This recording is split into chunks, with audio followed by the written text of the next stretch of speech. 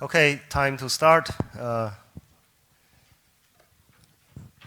Okay, so today we are going to continue on the second part of mathematical languages, right? So the plan is we are going to talk about this thing called quantifier. I'll tell you what it is. After that, we'll pay some attention to how to negate quantified statement. And then we move on to the topic of sets, because the concept of set is fundamental to the whole mathematics. So we'll talk about something you are probably very familiar with, like the operations on sets, like union, intersection, and the corresponding Venn diagrams.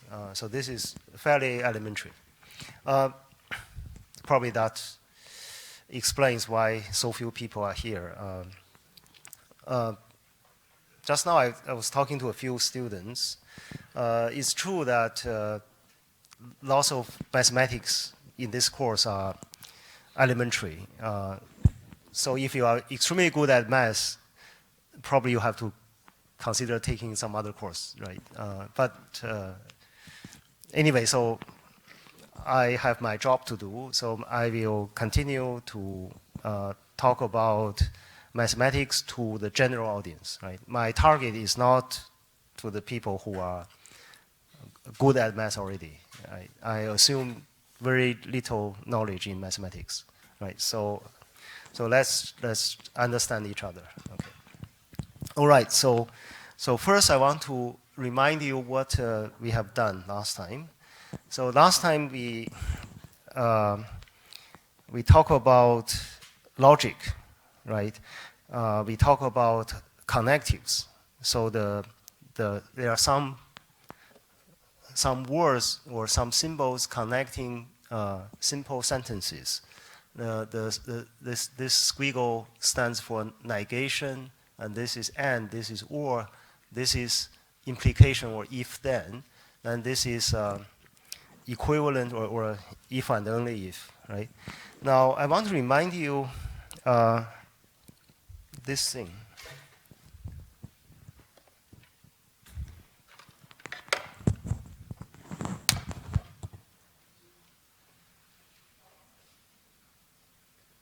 So I want to remind you the truth table for P arrow Q. So the truth table for P arrow Q, if you are not major in mathematics or if you haven't trained in mathematics, this is it takes time to get used to. So the truth table looks like this. I hope people sitting in the back, is it large enough, the font? Okay. Right, so the truth table for this, if P and Q both are true, this is true. If P is true, Q is false, the implication is false. But in the last two rows, when P is false, we somehow assign the implication is true. So this is a little bit counterintuitive. I give you some explanations, but hopefully you buy it. But today I want to, just now I checked with some student. So there is a story, they say it's a story about Russell, Bertrand Russell. He's everything, right? He's a logician, mathematician, philosopher. He's involved in politics, and he got Nobel Prize in literature. So he has everything. So there are some stories attributed to him. So the story goes like this. He gave I don't know whether it's true or not. It's in the textbook also, in the textbook Living with Math. So the story says this.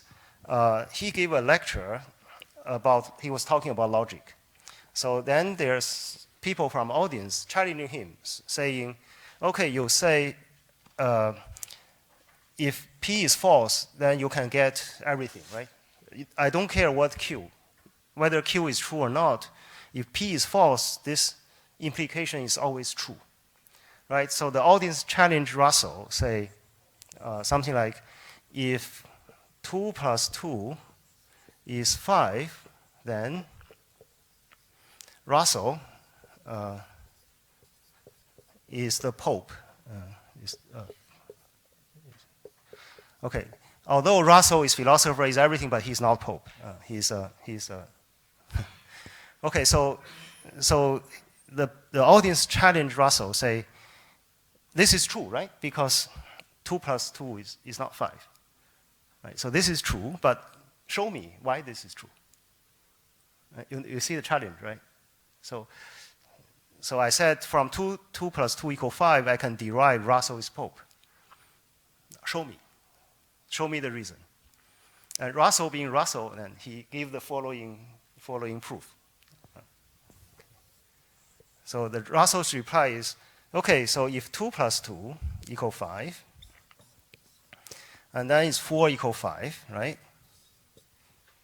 Okay, so then 3 equal 4, right? Then 2 is 3, and then 1 is 2, right? This is perfect logic derivation. Now the magic comes. So we know Russell and Pope are two persons, right? Now 2 is 1. So Russell and Pope are 1, right? So this is the story. It's fun. It's not serious, but okay. Now come to the serious stuff. So we have introduced the 5 logic connectives, and we also know how to draw truth tables, right? For example, if I give you a formula or a statement, something like P or not Q and something, then you know how to draw its truth table. It's something like this. You know, right? This is fairly easy. Okay. We also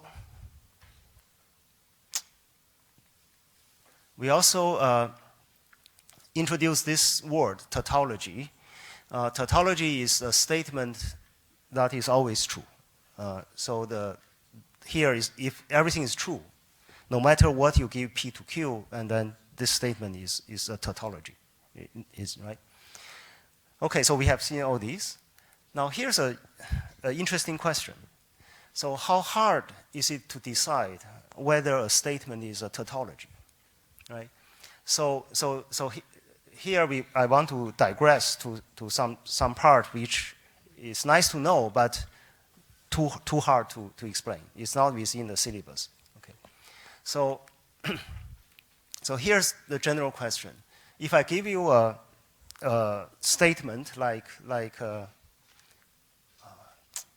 this one, how hard can you tell me is this a tautology or this is not a tautology, right? Okay, so here this problem is equivalent to a problem called SAT. SAT is a shorthand for satisfaction. So whether we are able to satisfy it. So in the truth table, whether there is a T. So if there's no T, it's a contradiction. But contradiction and tautology are symmetric, right? So in some sense, the problem set is an equivalent version to determine whether a statement is a tautology. Okay, so I use my version. So let's use SAT to denote the challenge. I give you a statement, whether you can tell me it is a tautology or not, right? Obviously, you can, because to be a tautology is just the truth table. You see the truth table, the last column is all T, right? So there is an obvious algorithm which says you can just draw the truth tables, right? I give you the formula, you produce the truth table, the formula, and check the last column, then you give me the answer, okay? But however, the catch is this algorithm is too complicated in the sense of computational complexity. So this algorithm is, so here is there are some part which is a little bit vague because it takes a while to give formal definition. So roughly, I want to say the algorithm to draw the truth table is about exponential. It's 2 to the n, because you see here I have 2 letters. I need four rows. Now in general, when you get more and more letters, the truth table becomes larger and larger. And the growth of the truth table is more or less 2 to the something. Here we have to, it's not too rigorous, because sometimes the p can appear several times, so there are some details I brush away. But I hope you are with me to see that roughly drawing truth table is not very efficient. You have to look at too many things, right? So the algorithm is of exponential growth. So in other words, I give you a longer form statement. The amount of time you produce the truth table will grow exponentially, right? So that's the observation. Now the question for every one of you is there an algorithm which is more efficient than this? Can you decide something is a tautology or not without going into truth tables, right? So the question is there an algorithm of answering set, but it is of polynomial growth? Again, here I'm a little bit vague. I cannot give you a full definition of polynomial growth, but roughly it's like the time you spend is like n to the power of, let's say, n squared, or n to the power of 10. It's not exponential, right? So last time we have seen exponential growth was really, really fast. The polynomial time is mild. So the question for all of you is there a faster algorithm which decide whether a statement is a tautology? Okay, so that's a question. It's not a homework question, but it's one of the millennium problems. So 20 years ago, when they turned around year 2000, Clay Institute, so this is an institute of mathematics, they set 7 millennium problems. They promised to give whoever solve it, they give $1 million or something. But I guess if you solve it, $1 million is the least you get. You get many more things. So the problem I'm just asking is one of those 7 problems. So far, only one of them was solved, Poincare conjecture, if you know. So the others are not solved. The set is one example of, okay, so the official name in the millennium problem of what I'm talking about is called P versus NP. P stands for polynomial. It can be solved in polynomial time.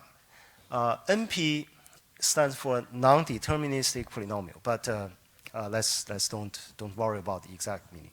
Those from computer science, SOC, you know what I'm talking about. Okay, so this is called a P versus NP problem. Okay. So this SAT I just mentioned is a typical problem in the class of NP. Okay. So what is NP? I don't want to define what exactly, but this paragraph was taken more or less from the web page of the Clay Institute. So let's read it. Okay. So let's read from here. So this is the essence of the P versus NP question. So what is the essence? It's this. If it is easy to check that a solution to a problem is correct, okay, there's a problem, right? It's easy to check. So somebody proposed a solution. It's easy to check whether it's correct or not, right? Now, is it also easy to solve the problem? Right? so the NP versus NP problem is more or less this. It says, suppose it's easy to verify, it's easy to check whether a solution is correct or not. Does it mean it's easy to solve the problem? Okay. Right. So now let's apply it to set. So a typical problem, typical of the NP problem is set. So set has this feature. Why? Because if I give you the solution will be, okay. So sorry, here I have to use set. So set means whether you can find a true here, right? Suppose the formula is you are able to satisfy it, and then somebody will give you the solution in the form that, okay, when P is true, Q is true, the whole thing is true, right? So the solution will be the assignment of the truth value of P or Q. Once you know P or Q or whatever you had in the statement, it's very easy to check whether the formula is true or not, the statement is true or not, right? Now, so it's easy to check whether it is correct, but it's not easy to find solution. Easy means in a polynomial time, because the algorithm you know is to draw a truth table. Suppose I do not use set, I use the tautology version. To show something is not a tautology, you have to show that there is assignment so that the statement is false, right? So the solution of the not tautology is there is assignment which give you false. Now that was easy to check, because if you give me the assignment, I just look at one row of the truth table, then I know whether it is your solution is correct or not, right? So it's easy to check, easy to verify, but it may not be easy to find the answer, right? If you do not tell me which assignment, I have to exhaust all possibilities. So that takes time, right? So the P versus NP essentially is like this, right? Is it true that if a problem is easy to verify, it also means it is easy to solve? What do you guess? This is probably not true, right? P probably is not equal NP. But so far nobody. If any of you can solve it, I'll be very proud of you. And, okay, so that's one thing is it's nice to know. Okay. Okay, so now let's talk about real thing, right? So we spent enough time to recap what's happening. Okay, so the main topic of today are quantifiers and sets. So let's start from, by the way, I have to assume you know a little bit sets, because when I talk about quantifiers, I cannot avoid talking about sets. But the knowledge I'm going to use are very, very simple. It doesn't require any training. Okay, so keep that in mind. So let's start from quantifiers. So what are the quantifiers? So I look at Wikipedia. Quantifier, according to Wikipedia, in linguistics, quantifier means this. So in linguistics and the grammar, a quantifier is a type of determiner such that, so the examples of quantifiers are all, some, many, few, a lot, and no. But you cannot use numerals. So quantifiers are the words which indicates quantities, right? But you cannot say it's 1 or 2. You cannot use the exact number. So you use the words like some, so there are some animal, or there are few animal, or there are a lot of animals. So you use these words in your sentence. So these words are called quantifiers. Okay, so that's in linguistics.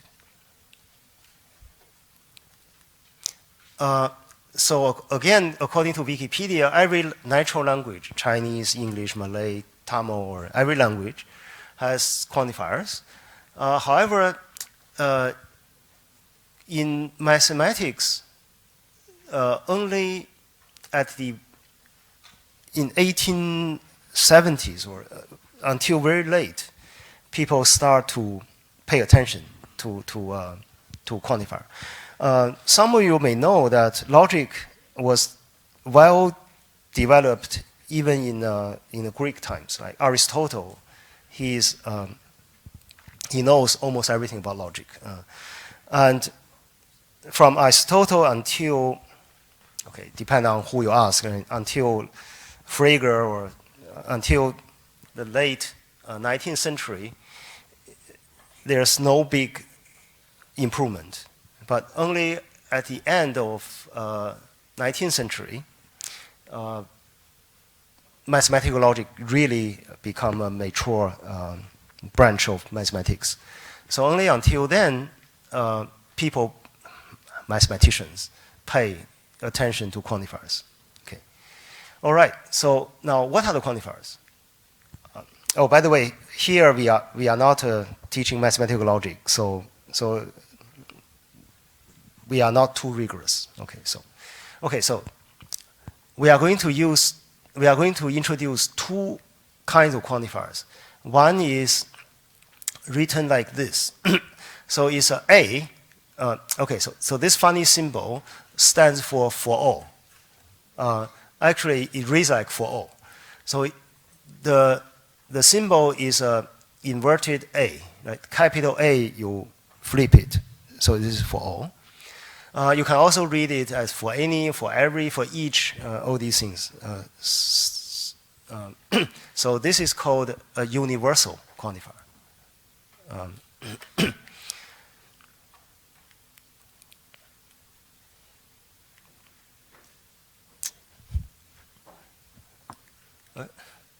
Okay. Now the other quantifier is written in this way. It reads like there exists. So it's the E, is the capital E. You again flip it, but instead of flip it upside down, you flip it this way.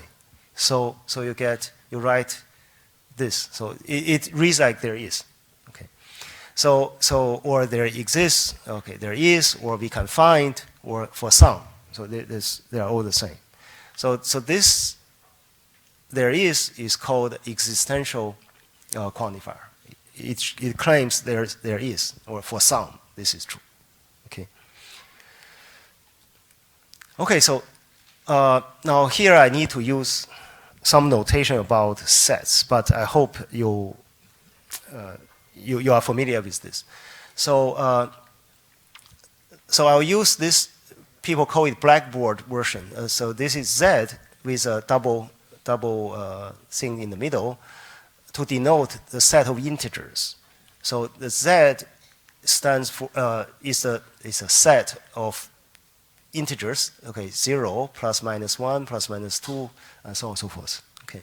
So the Z comes from Zahlen. It's German for number. Okay. So if I add a plus sign on top of Z, it stands for positive integers. So I exclude the negative ones. I exclude 0. Okay. So Z plus is 1, 2, 3, 4. Okay.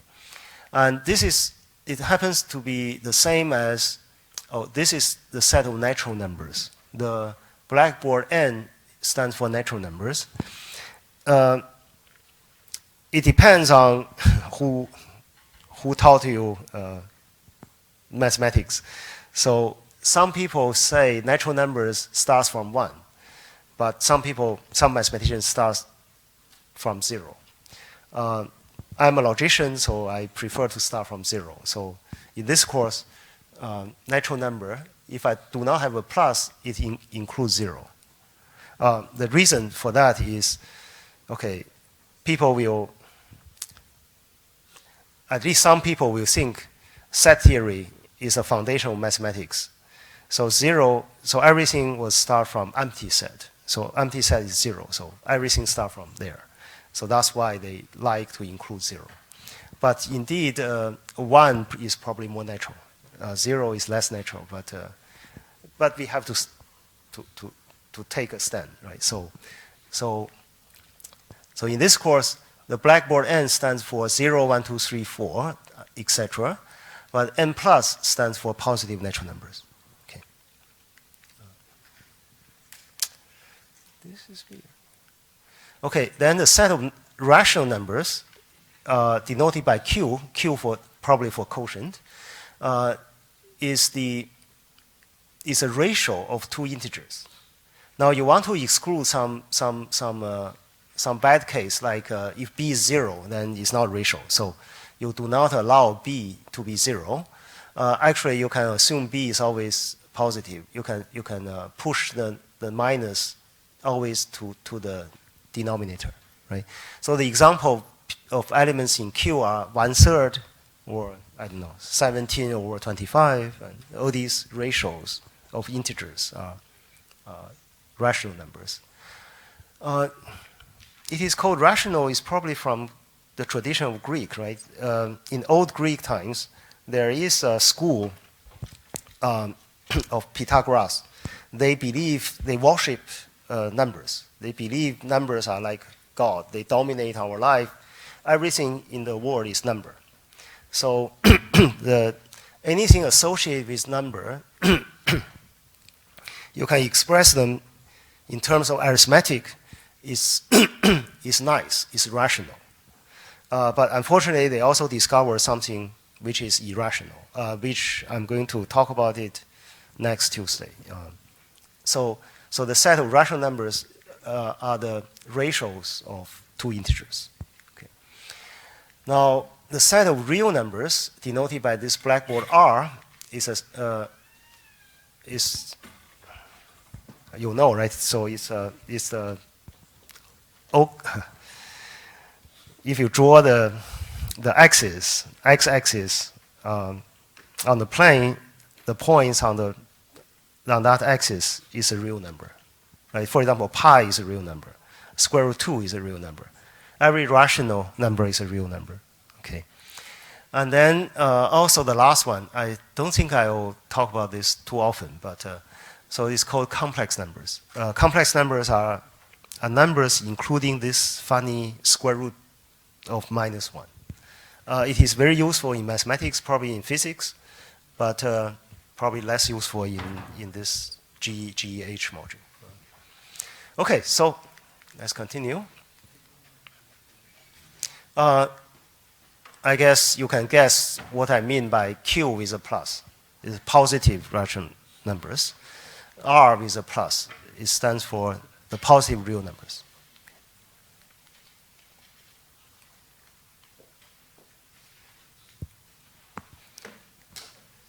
Oh, okay. So now let's talk about quantifiers. So the best way to learn quantifiers is you look at lots of examples.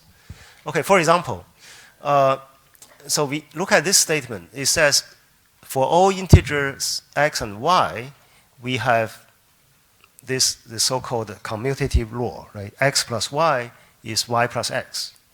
Now, if I want to write it in symbols, I will write it in this way. It says, okay, so remember this converted A is for all, right? It says for all x in z, means x in z is an integer. So for all integer x, for all integer y, x plus y is y plus x. Okay, so this is an example of writing a mathematical statement using quantifiers. Okay. Now, if the context is clear, sometimes people drop this domain. So suppose we know that we are talking about integers. So we just write for all x, for all y, x plus y is y plus x. Okay. I think in practice, lots of people do this, right? So now let's look at other examples. So for example, suppose we have this statement. For each pair of positive real numbers, r and s, there is a real number t such that t squared is r times s. Okay, so you can write this Okay, for each pair positive real numbers, you can write for O and for O, right? Stands for the pair. So you have for O positive real number R, and for O positive real number S, there is some real number T. So there is a real number T. There's a T in R, such that this thing holds. So if you write mathematical formula, you don't need such that, right? You just say this is true. R times S is T squared. Okay. One more. Okay.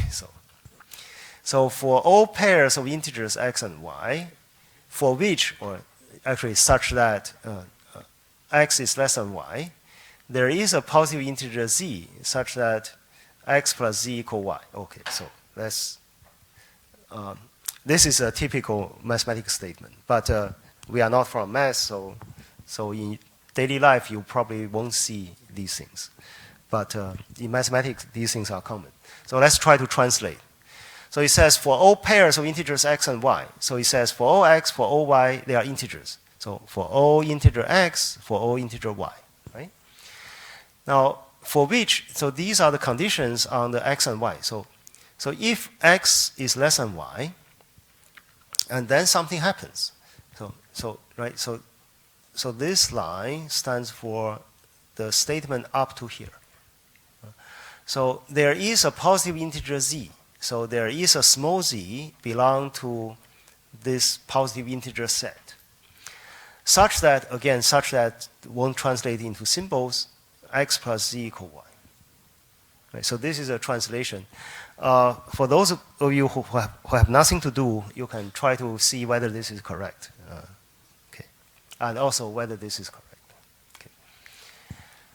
Okay, so now I want to talk about one more example, or two more examples. But somehow I need to use the notion or the concept of prime. Actually, I mentioned it maybe in the earlier lectures. Nobody protests. So, but anyway, so let's go through it one more time. So a prime number is a natural number bigger than 1. So we do not count 0, we do not count 1. So it's a natural number bigger than 1. Somehow it has this property. It is divisible only by 1 and itself. He has no other factors. You cannot write it as a product of two natural numbers other than itself and 1. Okay. So for example, 2 is a prime because if you factorize 2, you can only get 2 is 1 times 2. There's no other way, right? The same for 3, same for 5, same for 7. So these are the first few prime numbers. So we miss 4 and 6. So 4 and 6 are not prime numbers because, for example, 4, you can write it as 2 times 2, right? So it is divisible by 2, not 1, not 4. So 4 is not prime. The same for 6. 6, you can factorize as 2 times 3, and none of 2 and 3 are 6 or 1, right? So these are the prime numbers.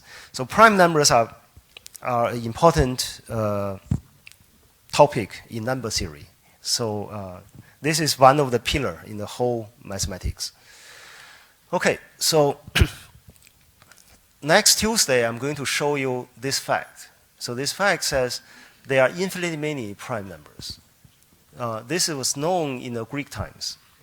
Euclid actually, you can find the proof I'm going to present is from Euclid's book. So now let's write this as a mathematical statement. Okay. So how do I say there's infinitely many? So the way I say it is there's no end, right? No matter which one you give me, there's always the next one. So if a process has no end, it's infinite, right? So the way I'm going to express this into a mathematical formula is for every p in natural number, for every p, suppose p is a prime, And then there is another one, which is beyond p, right? No matter what prime you give me, there's always a bigger one. So for the bigger one, you have a bigger one, right? So this process never ends. So this is an alternative way of saying there's infinitely many primes.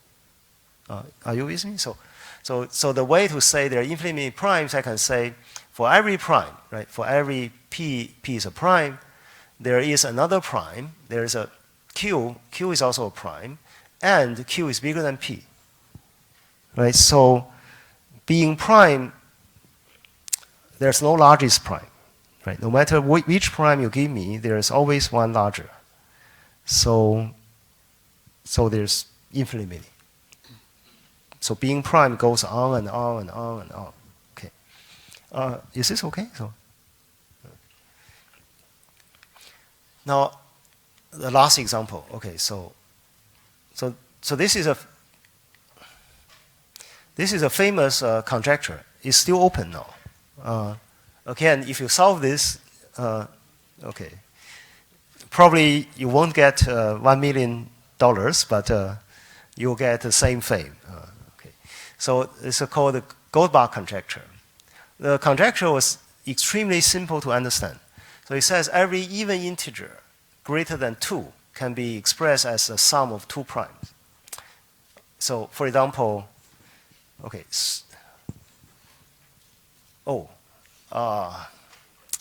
I need to raise the 2 a little bit bigger. Okay, let's say 6 or something. Sorry, there's a. Okay, I will change it in a second, later. Okay, so for example, look at even integer 6, right? 6 can be written as sum of 3 plus 3, both 3. I mean, they are prime, right? Now, how about 8? You can write 8 as 3 plus 5. 3 and 5 are primes, right? So you do this for 10, 12, and so on and so forth. Right? People checked, using computer, checked everything you can imagine. It's still true. But there's no mathematical proof yet. Okay. So this is an interesting conjecture, still open. Now, I want to use this. Our purpose is to look at quantifiers, right? So this actually says for every integer n, if it is even and it is greater than, sorry, I have to change this to 4 or something.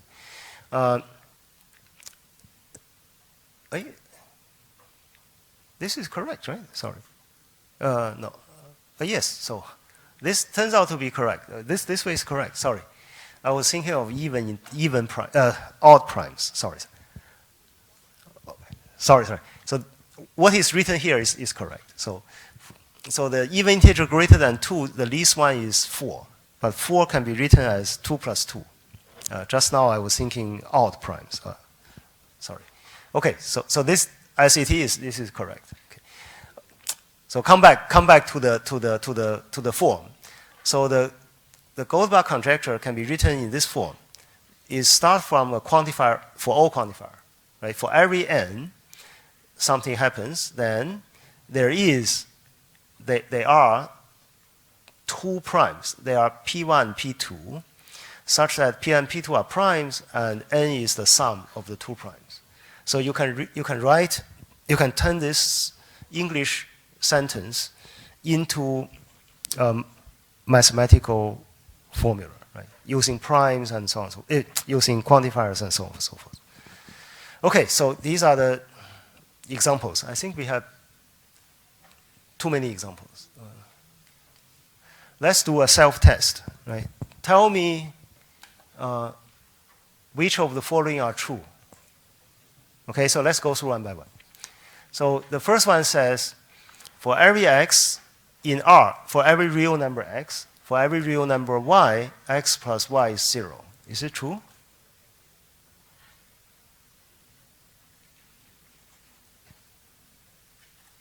Yes or no? No, right? My favorite real number is pi. So pi plus pi is 2 pi. Right? It's not 0. So this is false. Okay, next one.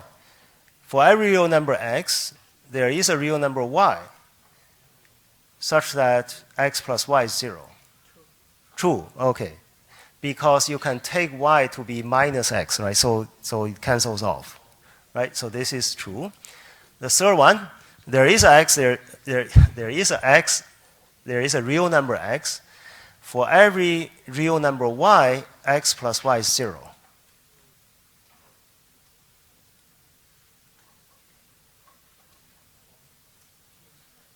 Okay, okay is true or false? Is there an x such that no matter what you add to him, always give you 0? No, right? Because there's only one number you can make it 0, right? So this is not true. How about this one? There is a x, there is a real number. Sorry, there is a real number x, there is a real number y, such that x plus y equals 0. True? Yes. You can take 1 minus 1 or 0, 0. There are lots of things. Okay. I guess I'll skip these. I think I'm a little bit slow today. So these you can try at home, but more or less it's the same. It's just replace plus two times. Okay? Okay. So now let's move on to the next topic. So we want to negate a quantified sentence, right? So the usual way we take negation is we figure out the meaning, and then we negate. But here we are going to learn something so that we don't need to think. We'll become a machine. Just do it symbolically, right? So once we have a statement in symbolic form, finding its negation become routine. You don't need to really understand the meaning. It's just mechanically you find the negation. So this actually is there's an interesting quote by Michael Atiyah, who just passed away early this year. So he is one of the great mathematicians. He is a Fields medalist, Abel Prize winner, and he last year he announced he solved Riemann conjecture, but it turns out to be false. But this year he passed away. He has been to Singapore several times. Anyway, so he's a great mathematician. So here's a quote from him. So he was talking about algebra and geometry. So algebra, we don't need to know exactly what algebra is, but it's lots of symbolic manipulation. You move things around and replace this term by other term and do things like this.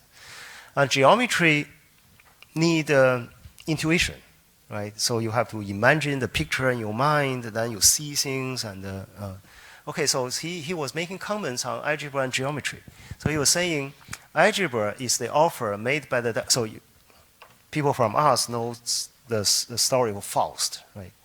So okay. So let me read this one first. So algebra is the offer made by the devil to the mathematician. So the devil says, I'll give you this powerful machine. If you answer any question you like, all you need to do is give me your soul. In other words, give up geometry, you will have this marvelous machine. So Michael Atiyah was making this comment. There are mathematical tools, right? It's extremely powerful, but you lose your soul. When you do the algebraic manipulation, there's no geometric meaning. I think maybe people from physics knows this. If you follow mathematical tools, there are lots of terms doesn't make physical sense, right? You do not see the physical picture, but nevertheless, it's correct. It's a marvelous machine. It's very powerful, but you don't know what you are doing when you are doing the calculation, right? So it's a trade-off of power and your intuition. Of course, we want to have both, right? We want to be powerful, and we don't want to lose our intuition. We still want to see the picture. Okay. Anyway, so why this is relevant? Because when we take negation to a quantified statement, the thing we are going to learn is we don't need to think. You just follow the rules, you manipulate it in this way, you get the negation. But we don't want to lose our soul, right? Somehow we still want to know the meaning. Anyway, so let's see how we perform the task of devil. Okay. Okay, so let's look at this example. So we want to take negation of some examples. So let's look at one example. So this example says this. For each positive integer n, this funny integer 2 to the n plus 1 is a prime. Right? So in symbols, is partially means because I didn't open the prime in symbols. So prime, I take it as a word. But if you really want if you really want to write what is a prime, you have more symbols. But anyway, so in symbols it says this: for every positive integer n, right, this guy is a prime number. Okay, so this is actually is historically this happens. For example, Fermat is a famous mathematician in 17th century. Probably you heard of Fermat's last theorem, right? Okay, so he's a famous mathematician. So Fermat knew that this number is a prime for first 4 n's. But he was unable to decide if 2 to the you have to calculate 2 to the 5 first. So this is 2 to the power 34 plus 1. This is a funny number.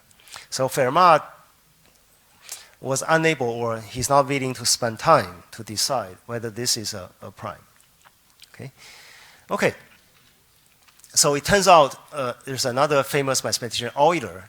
He found that actually this is not a prime. So this number is divisible by this 641. Okay. But what we want to know is we want to know how to negate things, right? So you see, it turns out as a consequence of what Euler did, it is not true that for every n, for every integer n, this 2 to the n plus 1 is a prime. The reason is because there is at least one n, right? This guy, n equals 5, right?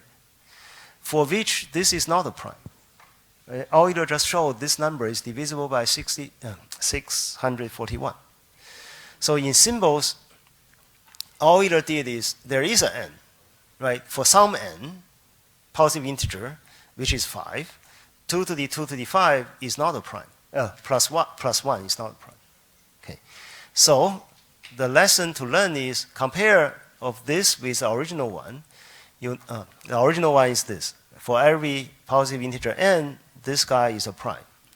Now, if you negate it, right, this is not true, so you take negation. So negation says there is an n in this z plus such that this guy is not a prime. So if you compare this, what we did is we flipped the first quantifier. We changed this for all to there is. And then we take the negation inside, right? So look at this statement. I claim this is the negation of this for all n blah blah blah. How do we take negation of for all n blah blah blah? We change for all n to there is n. Then change whatever in the square bracket, we negate it inside. Right? So this is the rule.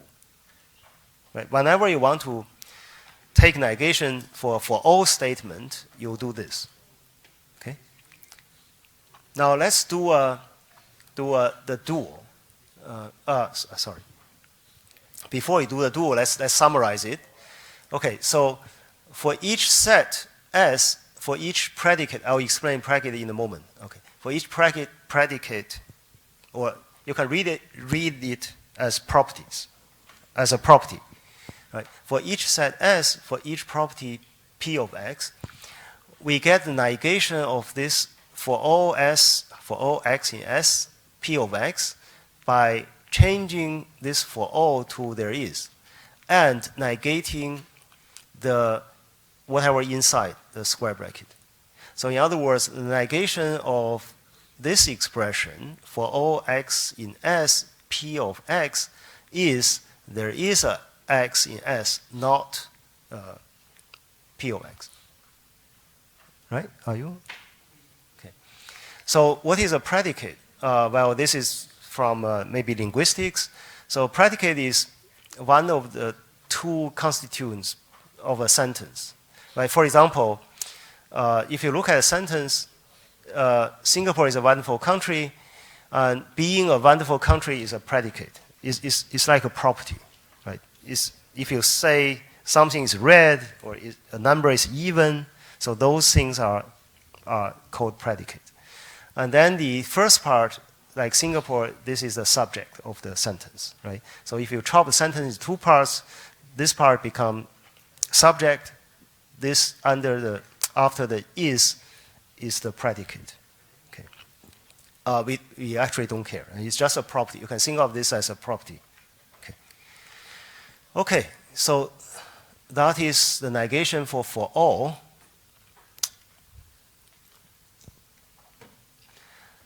Now let's look at the example of how to negate there is. So again, let's look at a concrete example. So consider this statement. This polynomial, okay, so this is a polynomial, has a real root. By real root, I mean a root in real numbers. There's a real number which satisfies the equation. Okay. So if I write it in symbols, it says there is a real number which satisfies the equation, right? Satisfy this polynomial equation. So there is a real number, small r, so that if I plug in r into this polynomial, I get 0. Right? So this is a statement. Now, what is the negation? So the negation of this statement says this polynomial has no root. Right? So the original statement says it has a root. The negation will be there's no root. So how do you write there's no root? So in other words, each real number is not a root. Right? Every real number is not a root. So in other words, for every real number r, if I plug in r into this polynomial, it's not equal to 0. It's not a root. Okay? So this is the negation. So the bottom formula is a negation of this top formula. Okay?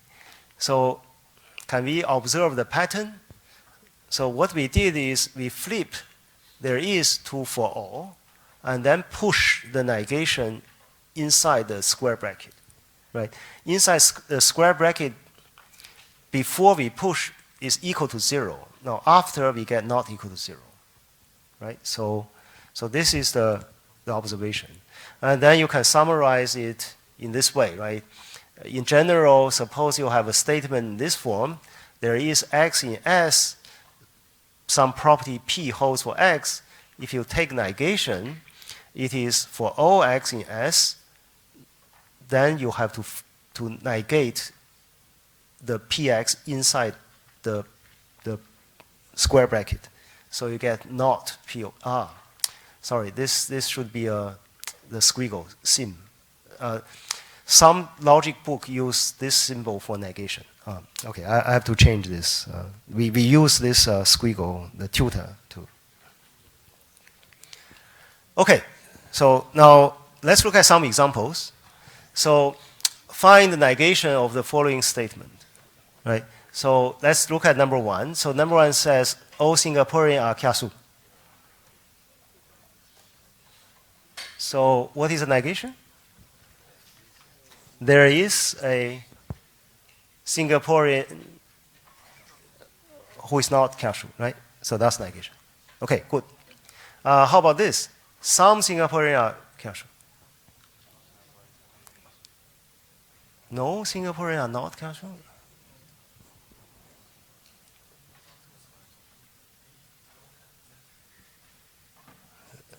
Someone from the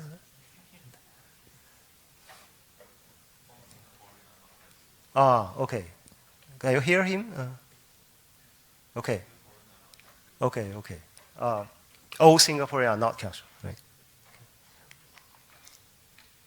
Okay. So now, if we know how to negate one quantified statement, we know how to negate more than one quantifiers, right? So it's just you do it one by one. So this is the how to say.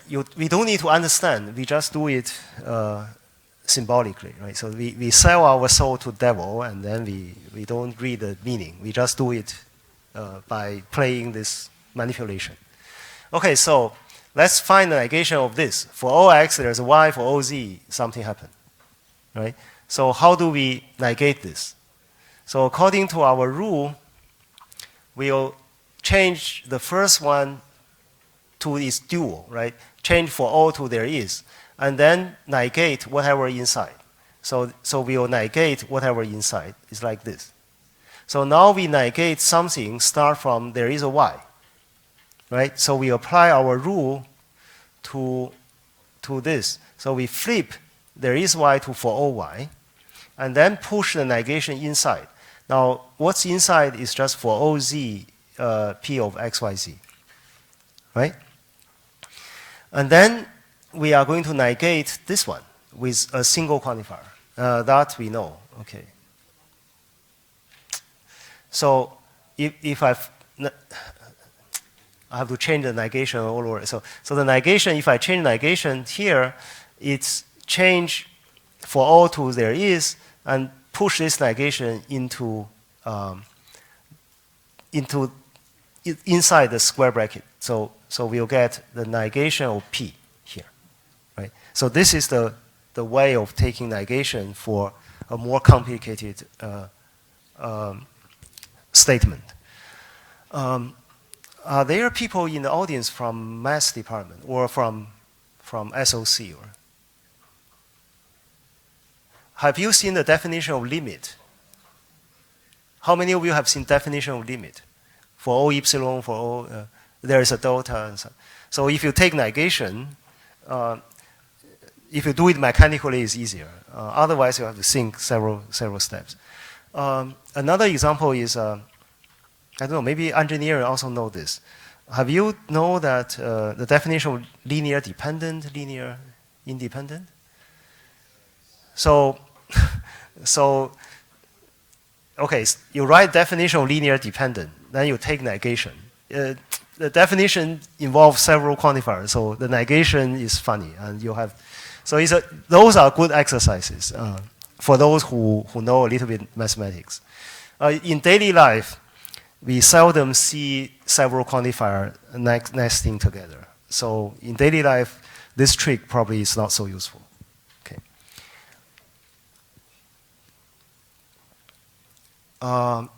I guess I don't have much time, so let me skip this. So let's take a break. After the break, I'll talk about another topic, which is about set. Okay? So let's take a 5-minute break.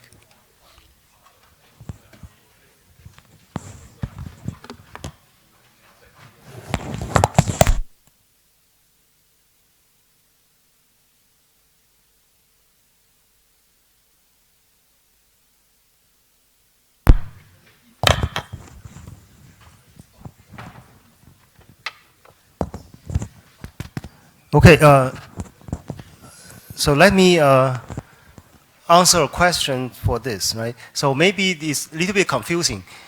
So this example says, what I want to say is, the negation of this guy is this. I'm not saying the original one is this. Okay, so let me write in a better way. Okay, speaking in words is not easy to follow.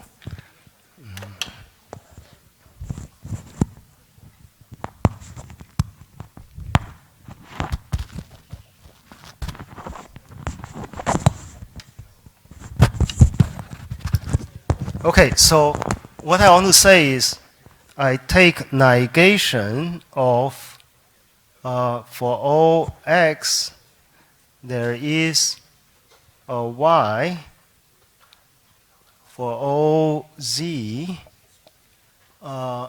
P of X, Y, Z.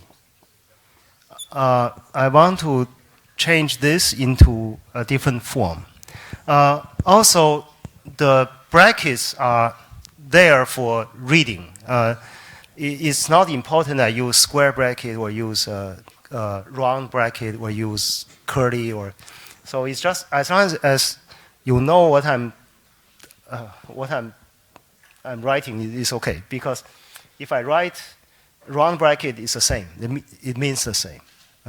Some people drop these brackets. If you can understand it, it's okay. I add brackets so that I make it clearer. Okay. So now let's try to negate this long statement. According to the rule, I always change this into his companion, right? His dual. So I change this one to here and push the negation inside. So imagine that this is for all something. If I take negation, I will change for all to there is, and then negate the remaining ones. This is what I mean by push inside. Are you with me? Is this okay? And then this part we cannot simplify anymore. Just keep it here.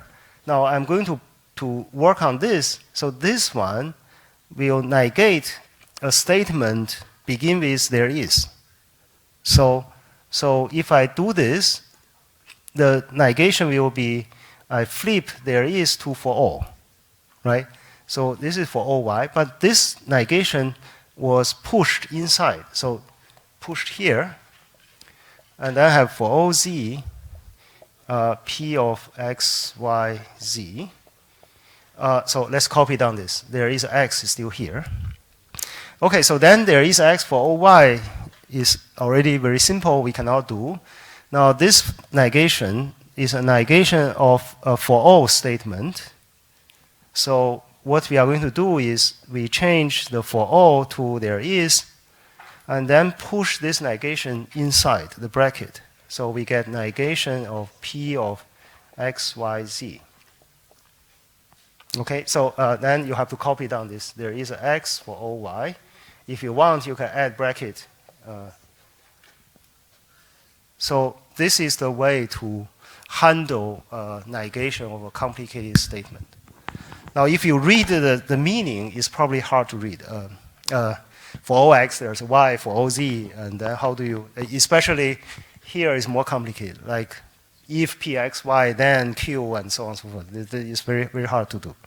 Okay. I hope it answered your question. Okay. Good. So now let's move on.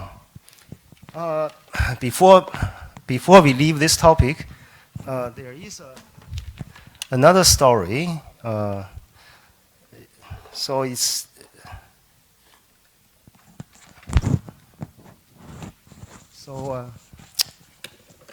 probably I shouldn't tell the story then. Okay.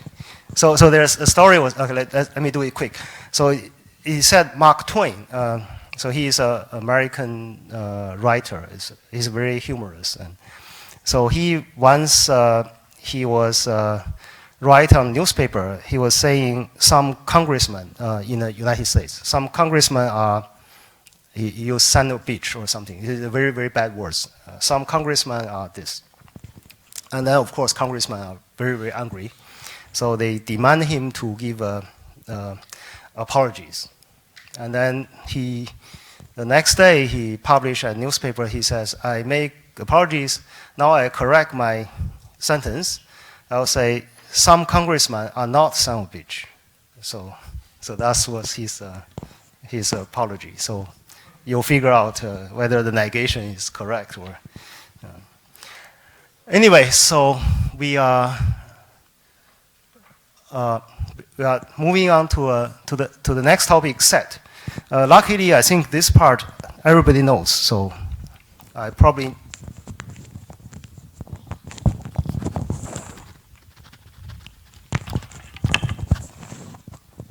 I probably do not need to explain so much. Okay, so what is a set? A set is a collection of objects, each of which is called an element or a member of the set. As you know, collection and sets are more or less the same, right? So you are right. So this word, the set, is a primitive concept.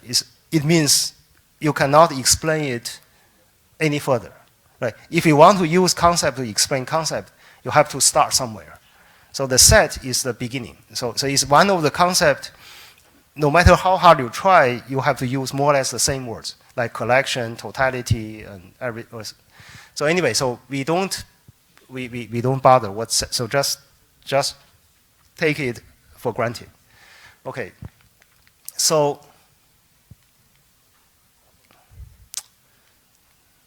we write X in A for X is an element of A, right? And we write X slash, this epsilon slash says X is not a member of A. This I think everybody knows. So now, what are the notation? How do we describe a set? So there are several ways, but no matter which way we use, the goal is you have to let people know what are the elements in the set. You have to draw a clear line. What are the elements, what are not the elements, okay? So for example, when a set is small, so you can just list out the elements, right? For example, if the set has these 4 elements, then you just write them. So people know what are in, what are not in, right? So this is okay. Now, if you can also list enough elements so that people understand the pattern. For example, the set of natural numbers is impossible to completely list everything out. But if you list enough number, a normal people, right? People with a correct mind will understand what you are saying. Okay.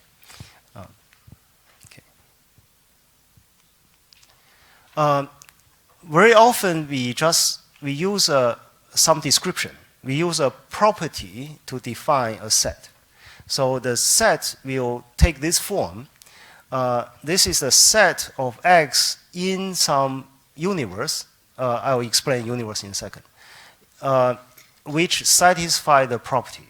For example, I will say the student in this lecture theater who are from engineering, right? So the P of X is from engineering. So this is a description, and then I collect all the students into that set who are from engineering faculty. Okay, so when the universal set is clear, maybe we'll just write X which satisfy P of X. Suppose we are talking about numbers, integers all the time. It's very troublesome always include this integer. So you just say, you just look at all the X, P of X holds. Okay? So, well, some remarks. Okay, some textbook leave 0 out of natural number. This I already explained, so I will not repeat. So the property P of X can be viewed as a predicate, right? So again, it's no big deal. This is.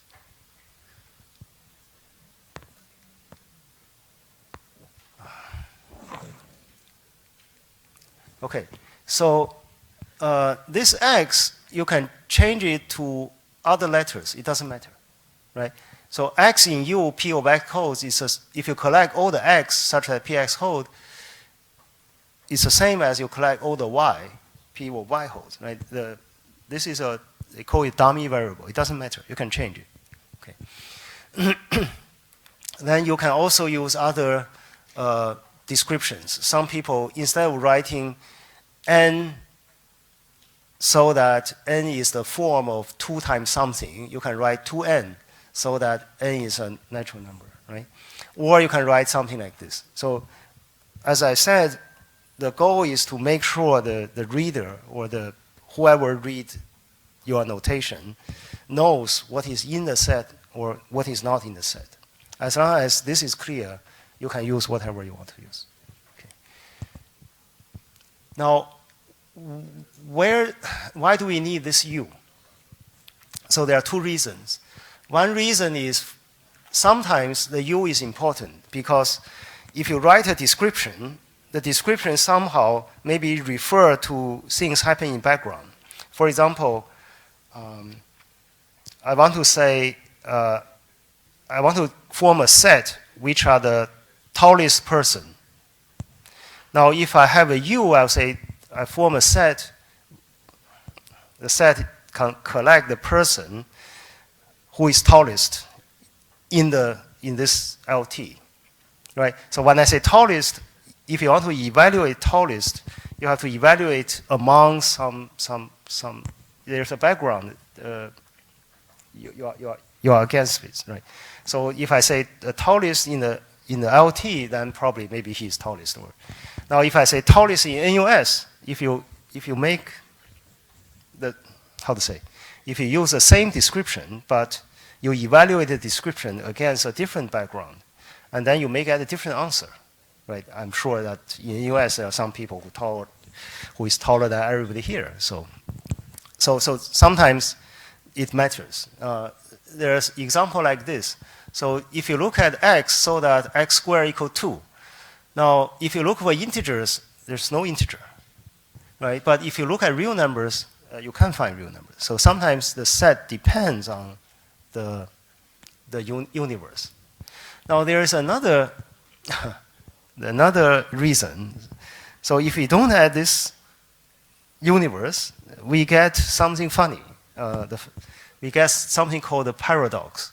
Paradox are things, it's like a contradiction, but the contradiction is due to something we are not careful. It can be solved. It's not a real contradiction. It's a contradiction because we use the wrong word or we make some mistakes, right? So, okay. So here's a digression. We are going to mention Russell again. That Russell we just mentioned. Okay, so the paradox have two forms. One form is expressed in terms of daily life language. So it's called the Barber's paradox. So I guess lots of you have heard of it, but well, let's assume we never heard of it. Okay. So the paradox goes like this. So suppose there is a town with just one male barber, and every man in the town keeps himself clean shaven, right? So you have to cut your hair, okay? So there are two options. So some are shaving themselves, okay? And some are shaving by the barber. Right? So in this town, there is a barber, and then there is a rule. Everybody in the town, you have to be clean shaven. So either you shave yourself or you let the barber shave you, okay? So now, so therefore it seems reasonable to have this rule. So the rule says the barber will shave everyone and only those men who do not shave themselves. Because just now I said, if you don't shave yourself, you go to the barber, right? So maybe this is a valid rule. So the rule says, the barber. Let me read it one more time, right? So the rule says, so the barber shaves all and only those men who do not shave themselves. It's clear, okay? So, however, we get a paradox. Because if some smart guy like Russell asks this question, does a barber shave himself? Then no matter you answer yes or no, you get a contradiction to the rule. Why? Because if the barber does not shave himself, well, those who do not shave themselves go for the barber. So he should go to the barber will shave, right? So he will shave himself, right? The other possibility is he does not shave. He does shave himself. Well, the rule says he shaved those and only those who do not shave themselves. Now the barber, now he shaved himself, so he should not shave, right? So you get another contradiction. So therefore, this is a paradox. No matter what you do, you violate this rule. Well, this is a daily life example. Maybe may not be so interesting, but Russell, the same Russell, formulate his paradox, and this really have impact in mathematics, in logic, and in philosophy of mathematics. So the paradox is simple. So the setting was this. There is a great philosopher, Frege, the one who introduced quantifier into logic. He wrote a great book on foundations of mathematics. So he wanted to build all mathematics on set theory and logic. Okay? So, but at that time, set theory was not advanced. So the set theory means naive set theory. So there's this great philosopher who want to build everything on top of set theory, naive set theory, and logic. He finished volume 1. He has done great works. And just before he published volume 2, Russell wrote him a letter pointing out there's something wrong. So the person, Frege, was trying to develop mathematics on a solid foundation, because set theory and logic are supposedly solid, right? So you reduce everything to set, and set theory was clear, and logic, of course, never wrong. So Frege was thinking, if I build mathematics based on set theory and logic, and then mathematics is safe because set theory and logics are safe, right? But unfortunately, Russell comes in. Russell says, no, your set theory was not solid. There is a contradiction. So here is what Russell did. So the setting was Frege did everything based on naive set theory. So the naive set theory, let's just highlight some properties. So the naive set theory means this. So the sets are determined by its elements, right? So what are the sets? We cannot explain what are sets, but what is important is you know whether one element is a member of the set or is not. Right? That's most important.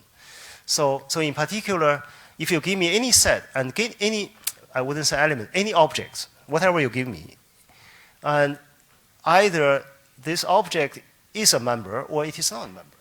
Right? So this you have to be clear. You cannot say something very vague, is both in or not in, or that's not solid, right? That's not rigorous. So this is number one is a very innocent looking condition.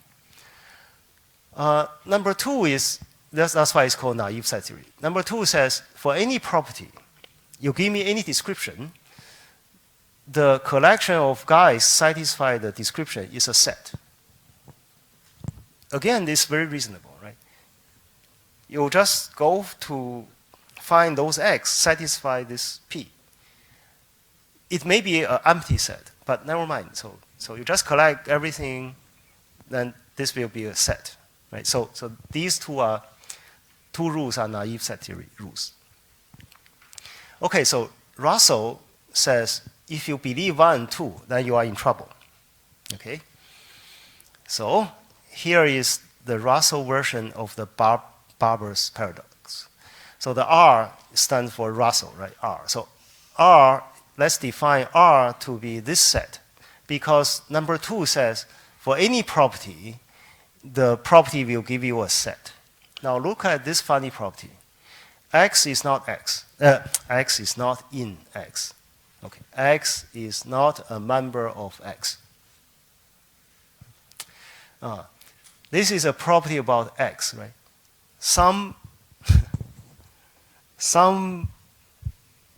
For example, the bottle is not a bottle, it's not a member of the bottle. So this bottle should belong to the set, right? So if you look at most of things are in this R, in this funny R. Okay. X is not a member of itself, it's a property about X, right? According to the rule, this will be a set, right? So this is what I'm saying. Okay, so let's consider this. According to rule 2, this R is a set. Okay, so are you with me? Right. The whole line is just half of the screen, so it's very short. So let's make sure we understand it. Okay. Okay, now let's look at the other half. So the challenge is like, just like the barber who is going to shave the barber, right? So is R a member itself? Well, no matter what the answer is, you get trouble, right? Hey.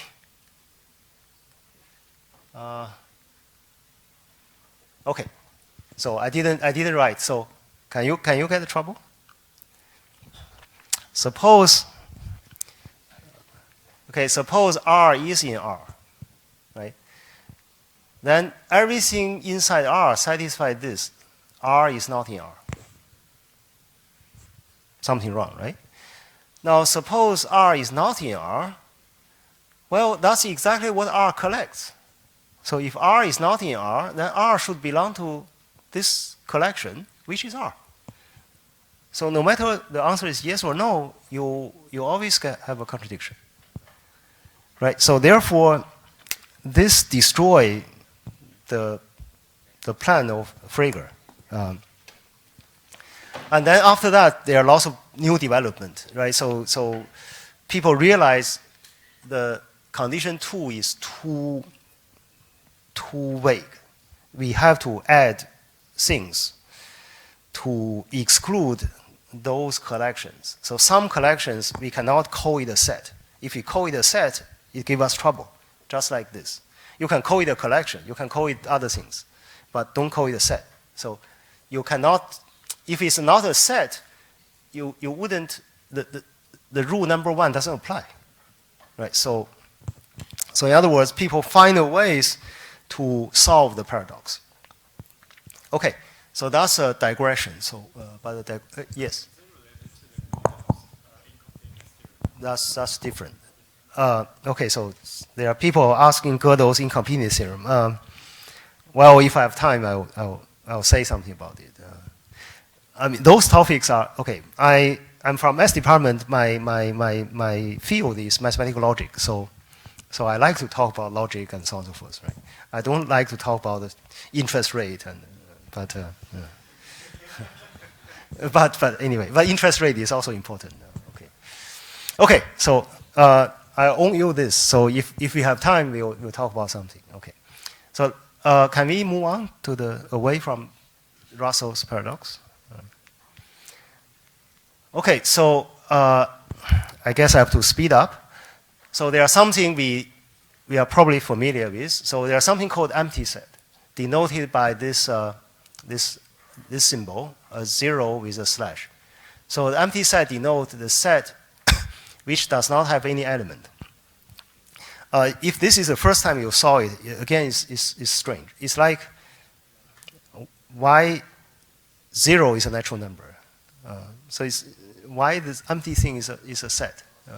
Anyway, but we don't have time to look at it. So for example, if you want to collect real numbers so that the real number square is -1, you don't have such real number. So this set has no member. So it's an empty set. Okay, but these things are not empty sets, so I'll leave it for you to digest. Now, how do we show two sets are equal? So suppose A and B are two sets. So we say A equal B if and only if they have the same elements, right? So in other words, every element in A is in B, and every element in B is in A. So they have the same element. It doesn't, this is called extensionality. It doesn't depend on how you describe it. extensional means it depends on something outside, not depend on the inside. So for example, here, you see if I read the descriptions are so different. For example, the first set says, I'm collecting real numbers so that real number happens to be something like this, right? The second set, I'm collecting all the integers so that the integer is between 0 and 2. Now, the description looks completely different. But we still say these two things as sets, these two sets are the same. The reason is because if you look at the elements belong to the set, they are the same, right? Because both sets only contain one element, which is the real number 1. Okay, so it doesn't matter how you describe it, as long as they have the exactly same elements, then they are the same set. Okay. Now, then you have this subset. I believe most of you know this in JC. Otherwise, you won't be in US, right? So I can, of course, if you have problems, do talk to me. I will repeat it next time. Okay. So let me assume you, okay, so these slides talk about relation of subset, right? So A is a subset of B means every element in A is in B. Okay, so it just says this. Okay. And, so this is fun. Okay, so here is, you have a taste of mathematical proof. So suppose I give you a set X, no matter what it is, right? I want to convince you that empty set is a subset of X for every X. Contradiction, right? So we prove by contradiction that we introduced last lecture. So let me go through this so-called proof first, and then I'll explain why this is. Maybe there's easy way to understand. Okay, so we prove by contradiction. Remember, contradiction says you want to show something, you want to show A, right? Proof by contradiction says suppose A is false, then you want to get something funny. You want to get a contradiction, and then you're happy. You say, oh, that shows A is true, right? Okay, let's try. So we want to show empty set is a subset of X. I don't even know what X is. Somebody give it to me. Okay, so how do I show it? I showed, okay, so let's see. So I prove by contradiction. So I suppose this is not true. Suppose empty set is not a subset, right? So empty set is not a subset of X. Now, what does it mean? So what's the meaning of one set is not a subset of the other? It means some exception element in the first set not show up in the second. That's the only way. If every element in the first one is an element in the second, then it's a subset, right? Now you say the first set is not a subset. It means there must be some distinguished element here, which is not in X. Okay? So then we are moving to this line. So then there must be some distinguished exceptional, special, whatever, particular element A, which is in the first set, which is empty, but not in X. But empty set, being empty set is, no, it doesn't have this A, right? But that's impossible.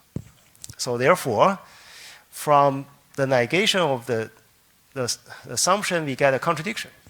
So empty set is a subset, right?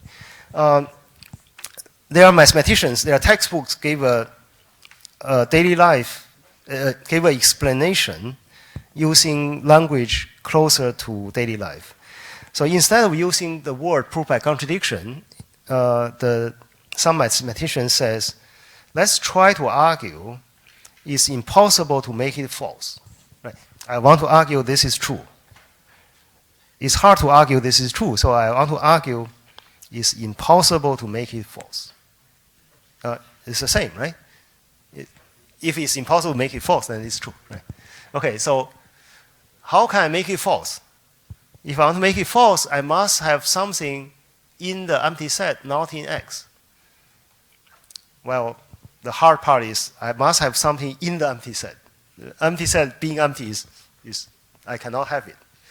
So it's impossible to make it false. So it's true, right? Anyway, so this is I don't know, this is a exercise, or it's a fun example. Okay, so, and then we are talking about something I will assume you know. If you don't know, I want to explain using so-called Venn diagram. So Venn, when I prepare the course, okay, he's a British philosopher and mathematician who introduced the Venn diagram. And this is funny. So probably in his hometown, or whatever, there's a church, and the window, the glass window has this Venn diagram just for him. That's quite interesting. Okay, so Venn diagram means this. So you have two sets A and B. The union of AB is the shaded part. Right? I guess you have seen this, right? Now the intersection of A and B is this shaded part. So the A intersect B collects the elements which is common in A and in B. Now the union B is you are in one of them. Okay. We can talk about complement so against a universal set. So suppose you have universal set U. What is the complement of A against this with respect to this U? It is everything outside A. Okay. Again, we have the U to prevent the paradox, right? So A complement is the shaded part. Okay. So if you have two sets A and B, the difference between the two sets, A minus B, is the element in A but not in B. This is very natural, right? A take away B means you are in A but you are not in B. Okay.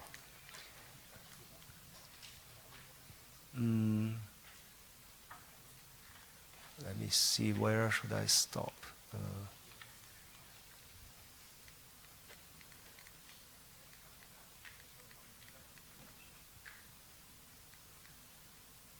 Okay, so maybe I will talk about this, then I stop. So next time I'm a little bit behind schedule, but well, because Mr. Russell take away too much of my time. Yeah.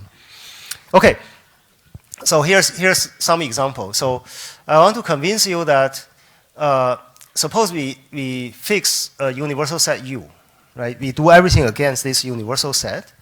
If A is a subset of B, then B complement is a subset of A complement.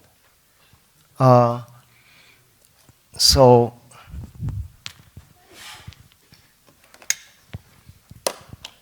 I said use the Venn diagram. Probably it's very easy to draw. So this is U. Now I have two sets A and B. So maybe A is here. B is bigger set.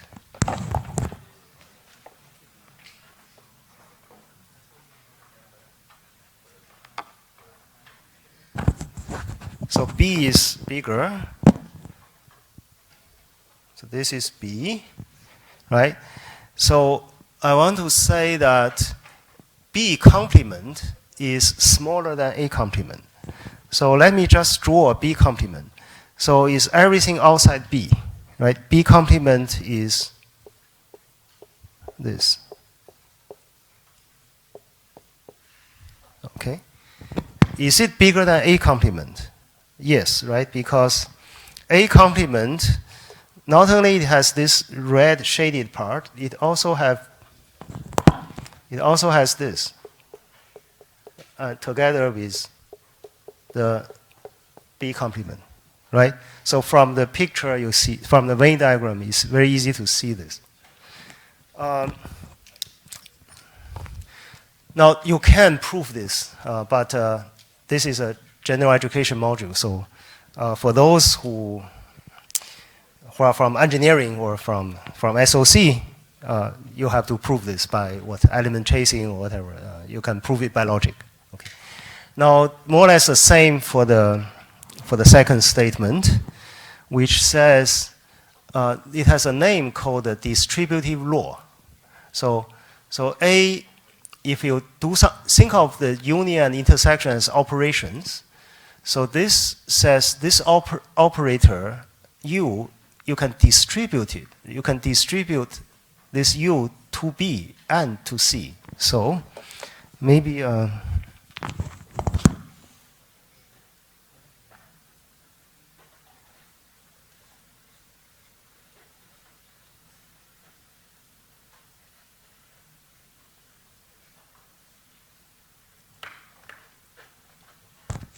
so let me draw a Venn diagram corresponding to the ABC. Okay. So you have A, you have B, you have C.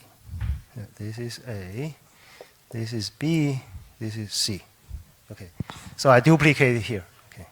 B, C. Why do I draw it like this? Because this is maybe the most general. Otherwise, if you draw A, B, C, it's misleading, right? So you don't want to do this. So this is maybe more general. So now let's look at left-hand side. So we have A union B intersects C. So B intersects C is here, right? Now you have to union A. So you have to include everything inside A. Right, so this is A union B intersects C. Okay. Now, how about the right-hand side? I have A union B, I have A union C, and then I take intersection. So this is hard. A union B is A union B. It's like a MasterCard, right? So you have this, A union B. Now, A union C, you get this A union C. Right? So you have something like this. Now, if you look at the intersection of the black and the red, do you think if I shade everything is make it more messy, or can you see the picture? I want to say if you take the intersection of red and the black, you get the same thing, right? Let me try to see whether shading inside is better. So this is A union B, and A union C is this.